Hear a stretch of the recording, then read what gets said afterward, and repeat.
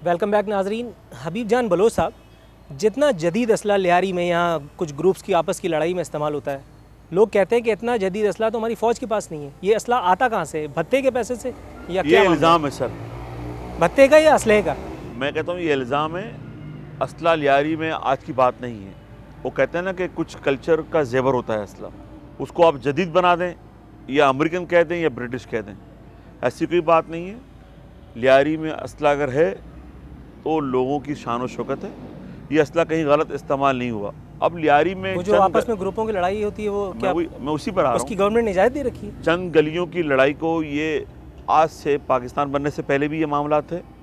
उन 2-3 गलियों की लड़ाई को आप लियारी की लड़ाई नहीं कह सकते।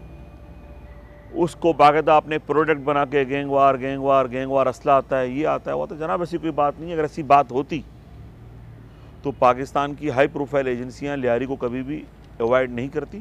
हाँ, मैं आपके प्रोग्राम के तवज्जो से कहना चाहूँगा कि इस कराची में असला बहुत है। नेटो के कंटेनर्स की भी बात आ रही है। पोर्ट एंड शिपिंग किसके पास थी, कितने अरसे तक थी, सबकी अब आपको पूरी इंक्वायरी करनी पड़ेगी। इस वक्त शहर में पख्तून के पास भी असला है, बलोच के पास भी असला है, सिंधी के पास भी असला है, और वो तीनों जगह पे इस्तेमाल भी हो रहा है। इसलिए है कि मुत्तहिदा ने असले की सियासत को फ़रोग दिया। अच्छा, एक बात है, यहीं पर रुक जाइएगा। मुत्तहिदा ने अगर असलहे की सियासत को फ़रोग दिया तो वाकई ये कंडेमनेबल एक्ट है, लेकिन उसी को मसलहतन या मुनाफ़क़तन आप ही के कायद जो हैं वो गले से लगाए हुए, अमन की बांसुरी भी बजा रहे हैं और मुत्तहिदा की बुराइयां भी गिनवा रहे हैं। आरफिन साहब, जमहूरियत में किसी को इतना आसानी से किक आउट नहीं किया जा सकता। सर, जमहूरियत से पहले जो चीज़ इंपॉर्टेंट है, जो आप लोग भूल जाते हैं, वो है जमहूर। और जमहूर का मतलब है अवाम। अवाम की ऐसी की तैसी अगर हो रही है तो आप जमहूरियत का गाना क्यों गाते हैं? अगर अवाम ही नहीं रहेगी तो हुकूमत किस पे करेंगे? मुझ पे नहीं तो फिर से पहले तो बड़ा इल्ज़ाम आप चीफ जस्टिस पे लगाएं। 12 मई का वाकया, जिसके वो खुद चश्मदीद गवाह हैं, कितने घंटे कराची एयरपोर्ट पर वो कैद रहे हैं, बड़े बड़े वकला उनके साथ थे। मैं तो यहाँ कहूँगा जनाब आसमा जहांगीर साहबा, चौधरी एतजाज़, अपना क्या तारिक महमूद साहब हैं, बहुत सारे नाम आते हैं। चीफ जस्टिस या सुप्रीम कोर्ट कोई सियासी जमात या सियासी इदारा नहीं है। मैं बात कर रहा हूँ पीपल्स पार्टी के एक रिप्रेजेंटेटिव से, पीपल्स अमन कमेटी के एक रिप्रेजेंटेटिव से। मुत्तहिदा की बातें हम कर रहे हैं।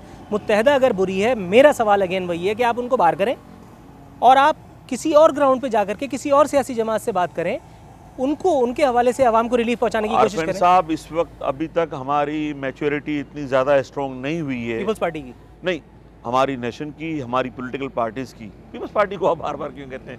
मियाँ साहब सारी सूरत हाल जानते हैं। मियाँ साहब से मुराद मुस्लिम लीग नून की मैं बात करूँगा, नवाज शरीफ साहब की, लेकिन उनका अपना मौक़िफ़ है। आप काफ लीग को भी जानते हैं। अच्छा, ये इत्तला दे रहे हैं मुझे कि उनका कोई मौक़िफ़ है?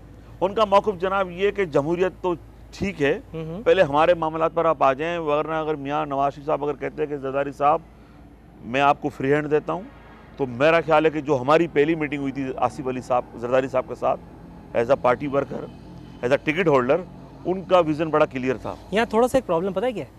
आप बिल्कुल सही कह रहे हैं कि हमारे लोगों में भी कुछ शऊर की कमी है। वरना जिस दिन आपने लंदन डिक्लेरेशन साइन किया था ना, और जिसमें आप लोगों ने, आपने और दीगर जमातों ने, मुस्लिम लीग नवाज़ ने ये तय किया था कि अब हम मुत्तहिदा कौमी मूवमेंट बेसिकली एक सियासी जमात नहीं, एक टेररिस्ट ऑर्गेनाइजेशन है, और अब हम उसके साथ कोई सियासी इलाक़ नहीं करेंगे। ये उसकी वर्डिंग्स थे सर। मोहतरमा शहीद बेनज़ीर भुट्टो साहिबा से आसिफ डार रिपोर्टर थे और एक पीजे मीर हैं जो एक चैनल के एंकर हैं, उन्होंने सवाल किया था कि शहीद मोहतरमा बेनज़ीर भुट्टो साहिबा ये बताएं कि आज की मिसाक में मुत्तहिदा कौमी मूवमेंट शामिल नहीं है, कल क्या होगा? तो बीबी ने कहा था कि हम उनसे बात करेंगे, उनको अस्करी विंग को निकालना पड़ेगा।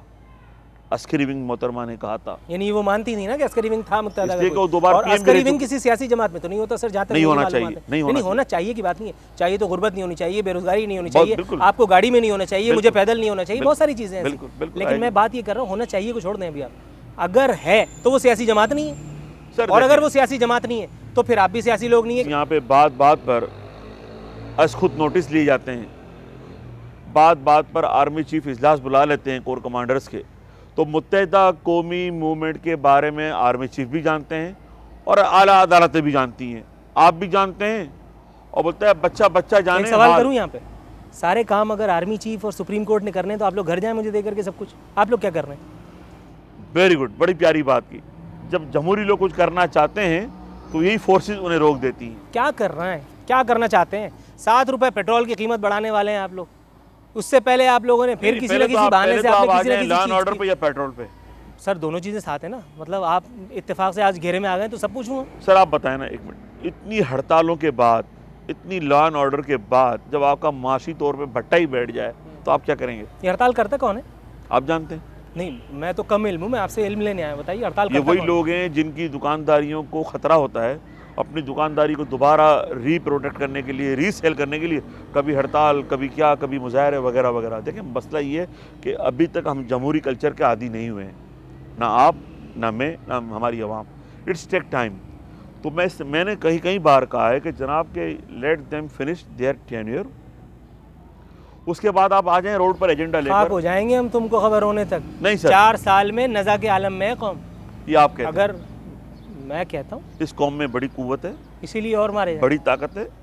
कौम ने बदला लेना है पाकिस्तान पीपल्स पार्टी से, अगर तो इलेक्शन का दिन होगा, अपनी पर्ची पर वो अपना बदला निकाल लेगी। कौम बाशऊर है, कौम जानती है कि मैं बताऊं आपको, बिजली का बहरान आज जानते हैं क्यों है? आज मैं बताना चाहता हूं। मेरा जवाब बड़ा कंट्रोवर्शियल हो जाएगा, आप खुद मैं बता जानता दीजिए। हूँ जी जी। मोहतरमा शहीद के दौर में कंपनियां यहाँ आ रही थी, इन्हीं अपोजिशन के लोगों ने जो आज हैं कहते हैं जनाब बिजली महंगी है, नहीं चाहिए, नहीं चाहिए। बांग्लादेश भी उसी टहरी पे बिजली ले रहा था, आज वहाँ बिजली का बहरान ना होने के बराबर है, हमें रोका गया।